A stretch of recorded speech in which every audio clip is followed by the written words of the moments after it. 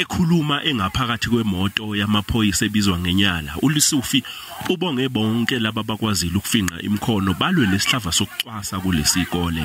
I want to thank you from the bottom of my heart for demonstrating your rejection of racism of any form. Ubese kuqinisekisa ukuthi umnyango uzobhekana nalabo ababandakanyeke igamekweni iqubulelo umsindo.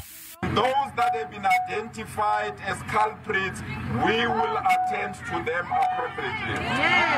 Omunye umzalo nengane efunda kulesikole uchaze kabanzi ngacabanga ukuthi yisona sisusa sodunyane.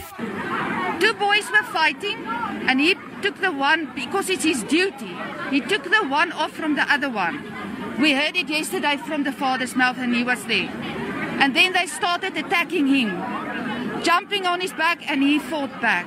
And that's where the trouble started. Abanye abazali bathi sidla lubi isihlava sokucwasa kulesikole.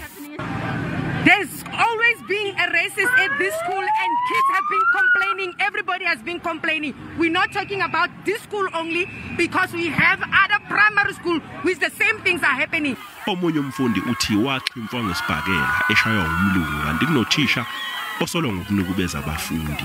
I was one of the females that got punched in the face by a boy. When we reported it to school, they don't do anything. They just remove the boys from the sports, and me and Viljoen were given detention.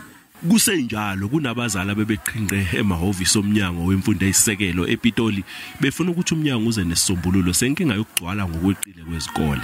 Ukugcwala kwezikole zamabanga aphakeme eRandfontein ePitoli kwenze ukuthi kube nabafundi abangakazitholi izikhala zokufunda kuze kube manje. Labafundi labo ababefake izicelo ngobuchwepheshe beinternet. Inkinga ukuthi izikole ama high school wonke asaTreshville agcwele. Umphakathi ucela ukuthi kube khona indawo enye evulekayo kuma primary schools ukuthi lama primary schools ashintshwe abe ama secondary schools ukuze bonke labantwana abangatholanga indawo babe nendawo abazofundela kuyona.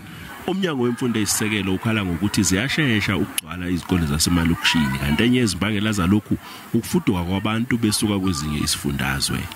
NgiuCalvin Dludla wezindaba zeSABC ngibika ngiseGoli.